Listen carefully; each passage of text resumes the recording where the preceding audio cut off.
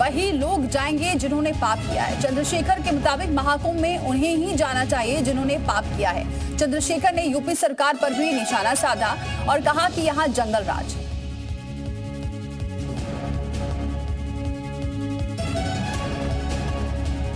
तो कुंभ मेले में वही जाएंगे जिसने पाप किया है, ये चंद्रशेखर आजाद का कहना है। क्या कुछ कहा है आपको सुनवाते हैं। हमने देखा कि 6 महीने में रेत पे एक बहुत बड़ा शहर बनते हम लोगों ने देखा। जब सरकार करने पे आती सब कुछ हो जाता है। तो जिस विचारधारा की सरकार अपना काम कर रही है, जब सरकार इतना अच्छा काम कर रही है, हम उसमें क्या कहें। किसी को पाप धोने हैं, किसी ने पाप किया वो चला जाए। कोई बताता जो पाप करता है, आपने कोई भी पाप किया तो आप बता दो किसी को कि आपने पाप किए। मेरा ये कहना है, हम इस देश में उन लोगों के लिए रोटी, कपड़ा, मकान, बुनियादी सुविधाएं और सम्मान की लड़ाई लड़ रहे हैं जिनको हजारों साल तक जाति, धर्म, संप्रदाय के नाम पर अपमानित किया गया। उत्तर प्रदेश में तो जंगल राज है, उस पर क्या सुनना चाहते हो मुझसे कि मैं मुख्यमंत्री जो तानाशाही रवैये के अब जो मन में आ रहा कर रहे हैं उस पर पीठ सकता हूं उनकी, या सच बताऊं दिल्ली कि उत्तर प्रदेश में मेरे जैसा आदमी जिसने गोली खाई है, क्या क्या कह सकते हैं किसकी जान कब कहां चली जाए। तो सुना आपने कि जंगल राज हो चुका है और कुंभ में वही लोग जाएंगे जो अपना पाप धुलना चाहते हैं। उन्होंने कहा कि यदि सरकार से बुनियादी सुविधाएं, रोजगार और लोगों के मकानों को लेकर सवाल पूछोगे तो उनके पास कोई जवाब नहीं होता है। वहीं कहते हैं कि सरकार जब करने पर आती है तो बड़ा बदलाव कर सकती है। चंद्रशेखर ने यह भी कटाक्ष किया है कि सरकार बहुत अच्छा काम कर रही है, अब हम इसके बारे में क्या कहें। कुंभ मेले में वही लोग जाएंगे जिन्होंने पाप किया है, जिसने पाप किया है वही जाए। लेकिन कोई बताता कि जब कोई पाप करता है तो उन्हें कहा कि आजाद समाज पार्टी उन गरीब और कमजोर वर्गों के लिए लड़ाई लड़ रही है।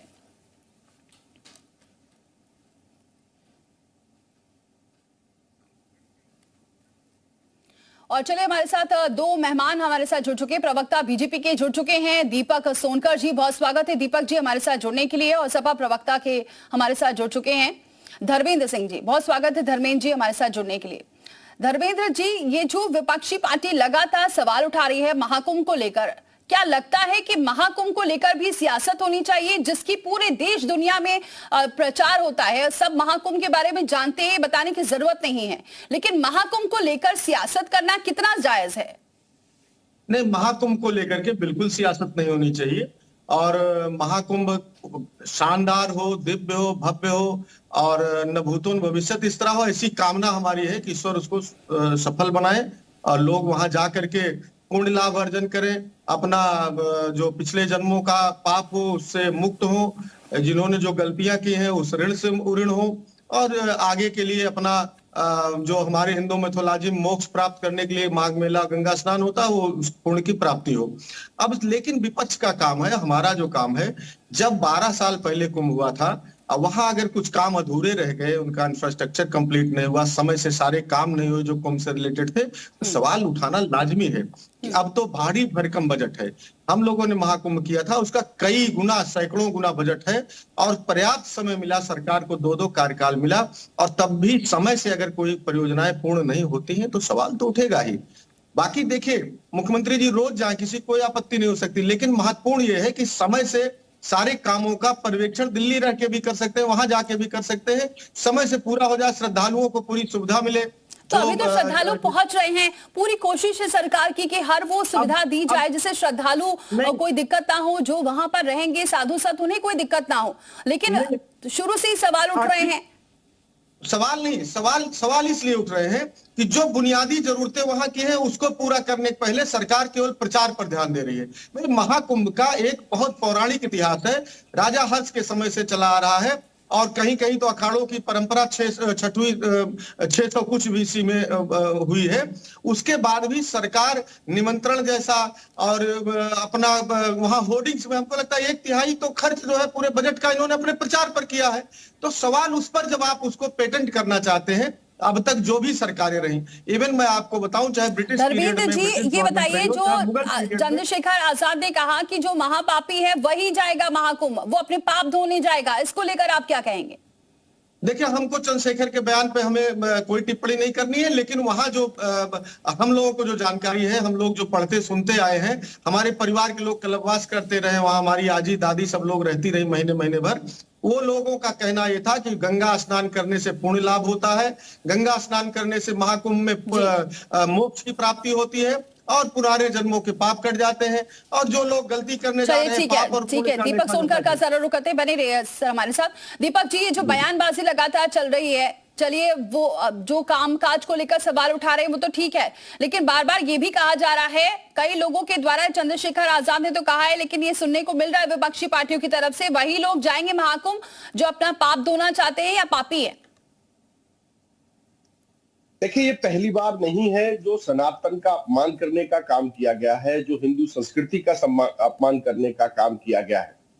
ये दिव्य कुंभ महाभव्य कुंभ है जिसमें लगभग 50 करोड़ से भी अधिक लोग इसमें श्रद्धालु जो अपनी श्रद्धा की डुबकी लगाकर अपनी संस्कृति को, सभ्यता को, पूरे विश्व से इस महाकुंभ में लोग आने वाले हैं।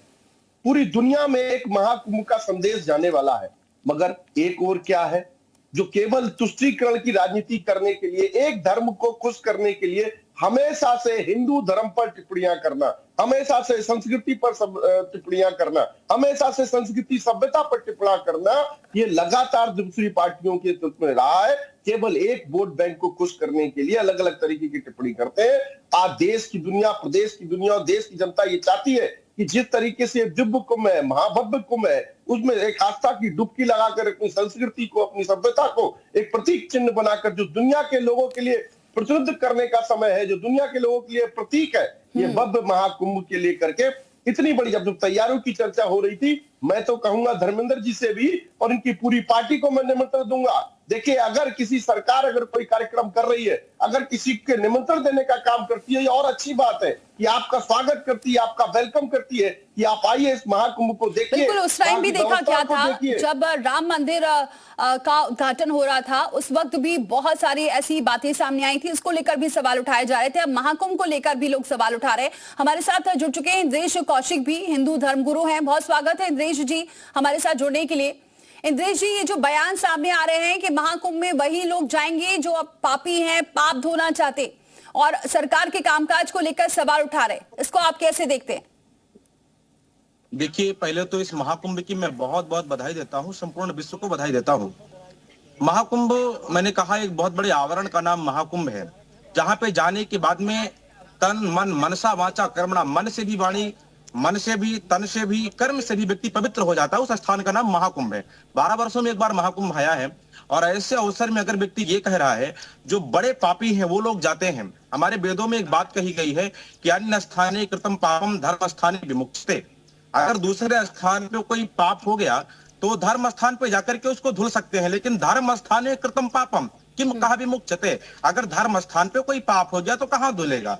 मैं जरा उन लोगों को बताना चाहता हूं जो लोग ये कहते हैं कि पाप करने वाले धर्म स्थान पे जाते हैं, उनको ये पता है, वो वेदों का अनुसरण करके ही बात कर रहे हैं। उनको पता है कि वो अगर अयोध्या भी जाएंगे, महाकुंभ भी जाएंगे तो केवल पाप करने ही जाएंगे, पापी बनकर के ही जाएंगे। पापी जाएगा, पापात्मा जाएगा तो पाप ही करेगा, पुण्यात्मा जाएगा तो पुण्य करेगा, पापात्मा जाएगा तो पाप करेगा, धर्मात्मा जाएगा धर्म करेगा, दुरात्मा जाएगा तो दुराचारी बनकर के दुरामार्ग की ओर जाएगा। तो वो लोग भी अगर धर्म स्थान पे जाते हैं, ऐसे लोग जो कहते हैं कि पापी जा रहे हैं पाप धुलने के लिए, वो लोग भी जब वहां जाएंगे तो जाकर के पाप करेंगे। तो उनको पता है कि अलग अलग पाप कर रहे हैं वो तो किसी प्रकार से धुल ही जाएगा, लेकिन अगर वहां पर पाप कर लेंगे तो 7 पुश्तें नरक में पड़ जाएंगी। उन नरक में बचने के लिए नहीं जा रहे हैं वो लोग, अपने पुश्तों को नरक से बचाने के लिए नहीं जा रहे। उनको पता है कि वहां पर जाने के बाद यदि मैंने पाप किया तो बड़ा गड़बड़ हो जाएगा। बहुत ही गलत है, बहुत ही निंदनीय है। उनको समझना चाहिए, अपने माँ बाप से शिक्षा लेना चाहिए, अपने पूर्वजों के पास में, अपनी पीढ़ियों के पास में जाना चाहिए और जाकर के पूछना चाहिए कि पिताजी, अब्बू जी, जरा ये बताओ कि हमारे पिता कौन है, तो शायद वो बताएंगे कि तुम्हारे पिता रामी है। जी ठीक है, यहाँ रुक करते हैं फिर से मैं धर्मेंद्र जी का। धर्मेंद्र जी, अभी कुछ दिन पहले ही अखिलेश यादव ने जो प्रेस कॉन्फ्रेंस की थी, उस दौरान उन्होंने कहा था कि 3 लोग होते हैं जो पुण्य कमाने के लिए, दान करने के लिए, अपने पाप धोने के लिए। हम कुंभ में पुण्य और दान के लिए जाएंगे, सरकार वहां अपने पाप धोने जाएगी। नहीं, देखिए, ऐसा है कि कुंभ, महाकुंभ में या किसी भी हिंदू देवस्थान पे ये कहा जाता है कि चलो बुलावा आया है। जब उनकी इच्छा होती है, उनका आदेश हो जाता है तो लोग जाते हैं। ये पहली बार हुआ निमंत्रण देने। और निमंत्रण किसको दिया जाता है? निमंत्रण वही लोग, अगर किसी चीज को भव्य बनाने के लिए किसी को आमंत्रित किया जा रहा है तो उसमें आपत्ति क्या है? नहीं, हमारी बात सुन ले। निमंत्रण उन्हें दिया जाता है कि जिन्होंने कोई गलत काम किया, कोई पाप किया हो, तो चल करके भैया पाप धुल लो, वहाँ माघ मेला लगा। लेकिन ये बात तो वही हो गई ना जो चंद्रशेखर आजाद ने कही, वही अखिलेश यादव ने भी कहा कि सरकार अपना पाप धोने जाएगी वहां पर। मेरी बात तो सुन ले। देखिए, हमारे धर्मगुरु बड़े बढ़िया वेद का श्लोक पढ़ रहे थे। उन्होंने कहा कि जो विभिन्न स्थानों पर लोग पाप कर्म किए रहते हैं, वो पुण्य स्थान पर आकर के अपने पापों को धुलते हैं। तो ये तो मिथोलॉजी है, बिल्कुल ठीक। अगर जिन्होंने गलतियां किया उनको जरूर जाना चाहिए कि वहां जरूर से जाकर के अपने पाप धुले। ठीक है, दीपक जी कुछ कहना चाह रहे। दीपक जी बोलिए। उसी देखिए, ऐसा है, हमारी बात ये समाजवादी पार्टी की मंशा और चंद्रशेखर आजाद जी की मंशा हमेशा से हिंदू धर्म का सवाल खड़ा करना, एक मिनट धर्मेंद्र जी, दीपक जी पे अपनी बात रख लें, भारतीय संस्कृति पर सवाल खड़ा करना, ये पहली बार नहीं हुआ है। कभी भी अगर भगवान राम का भव्य मंदिर बनता है तब ये सवाल खड़ा करते हैं, जब कहीं मंदिर का काशी विश्वनाथ कॉरिडोर बनता है तब ये सवाल खड़ा करते हैं, तब ये सनातन पर सवाल खड़ा करते हैं, तब ये सनातन पर उंगली उठाते हैं। ये उंगली जब नहीं उठाएंगे जब कोई मस्जिद बनेगी, उंगली जब ये नहीं उठाएंगे जब कोई मजार का मेला लगेगा, ये जब उंगली नहीं उठाएंगे, जब उस पर सवाल उठाने की हिम्मत नहीं करेंगे। ये हमेशा से केवल तुष्टीकरण की राजनीति के लिए, एक वोट बैंक को प्रसन्न करने के लिए आपकी हिम्मत है। धर्मेंद्र जी से मैं कमेंट कर रहा हूं कि आपकी अगर हिम्मत हो, चंद्रशेखर जी की अगर हिम्मत हो, तो किसी इस्लाम धर्म के टिप्पणी पर टिप्पणी करके दिखाइए, तब नहीं करेंगे। आप भगवान राम पर टिप्पणी करेंगे, काशी विश्वनाथ कॉरिडोर। ठीक है दीपक जी, सब जवाब लेते हैं। हाँ बोलिए धर्मेंद्र जी। ये लगातार आपके प्रतिनिधित्व में रहा है और ये समाजवादी पार्टी के चरित्र में रहा है। क्यों जोड़ते हैं? क्यों हिंदू धर्म को कमजोर करते हैं? हिंदू धर्म की आलोचना भाजपा, हिंदू धर्म कमजोर नहीं है, ये आप तय नहीं करोगे। हिंदू धर्म को कमजोर करने के लिए ये आप तय नहीं करोगे। हिंदू धर्म सबसे मजबूत है, हिंदू धर्म की संस्कृति सबसे मजबूत है, हिंदू धर्म की सभ्यता सबसे मजबूत है। मगर समस्या कहाँ है? आप जैसे लोग इस हिंदू धर्म को भ्रष्ट करने का काम करते हैं, इन सनातन परंपरा को गाली देने का काम करते हैं, संतों को गाली देने का काम करते हैं। एक मिनट ठीक है दीपक जी, धर्मेंद्र जी से जवाब ले लेते हैं। हाँ 1 मिनट बोलिए धर्मेंद्र जी। दीपक जी, दो चीजें हैं। अभी महाकुंभ हुआ नहीं, हम उसके भव्य दिव्य आयोजन की मैंने पहले का कामना करते हैं, लेकिन ये कितना क्रेडिट लेने वाला है कि हो गया 50 करोड़ लोग आएंगे। हमेशा महाकुंभ में दर्शन करने के बाद आंकड़ा जारी होता था, लेकिन ये झूठे लोगों की। तो मतलब धर्मेंद्र जी आपको इस बात की दिक्कत है कि प्रचार प्रसार किया जा रहा है, इस बात से दिक्कत है? धर्मेंद्र जी इस बात से दिक्कत है? नहीं, दिक्कत किसी से नहीं, दिक्कत इनके झूठ से है। दिक्कत हम लोग कह तो रहे, हमेशा हुआ जो भी सरकारें रही। 2013 में हम लोगों ने भी बहुत शानदार कुंभ का आयोजन किया था और सरकारों ने किया, तमाम समय समय पर जो रही।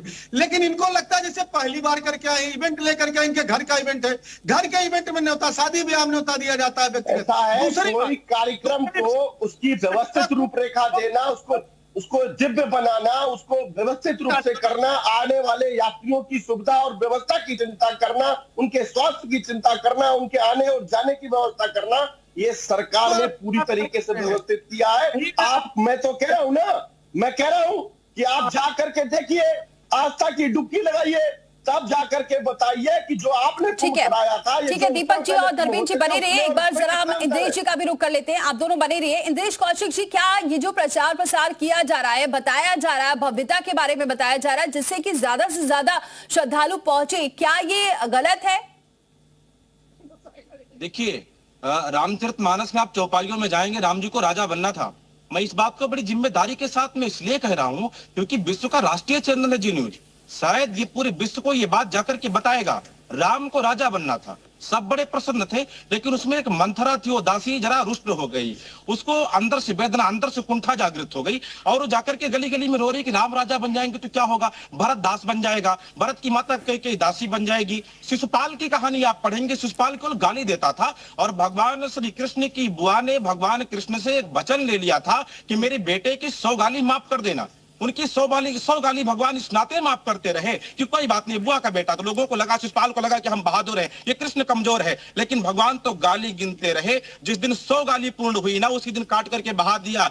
एक बात बड़ी जिम्मेदारी से कहता हूं, तुम भी गाली गिनते रहना, जोड़ सिखाने आया हूं। भारत माता चीख रही तस्वीर दिखाने लाया हूं। वो लोग जो लोग महाकुंभ पे गाली दे रहे हैं, वो लोग जिनकी दिव्यता भव्यता और नव्यता पे उंगली उठा रहे हैं, इसका एक एक हिसाब तुम्हारा खानदान आकर के देगा। इस बात को नोट करके रखना, ये कुंठा जागृत अपने भीतर पैदा करके रखना। एक एक खानदान आकर के जवाब देगा। अरे तुमको तो प्रसन्न होकर के सामने आना चाहिए, तुमको तो कंठे का हार लेकर के जाकर के साधुओं की सेवा करना चाहिए, संतों की सेवा करना चाहिए, जाकर के महाकुंभ में स्नान डुबकी लगाना चाहिए। ठीक है धर्मेंद्र जी, यही देखिए, ये तो आप समझ रहे हैं इसकी महत्वता, महाकुंभ की महत्वता आप समझ रहे हैं, आप खुद भी इस बात को कह रहे हैं, लेकिन बार बार ठीक है सवाल उठाना, जो प्रचार प्रसार किया जा रहा है, जो कामकाज नहीं हुआ है उसको लेकर सवाल उठाना ठीक है, लेकिन ये क्या ये सस्ती लोकप्रियता माने से कि आप पाप धुलने जाएगा, जो लोग जा रहे हैं वो सिर्फ पाप धुलने ही जा रहे हैं, वहां सिर्फ पाप धुलने ही जाते हैं लोग?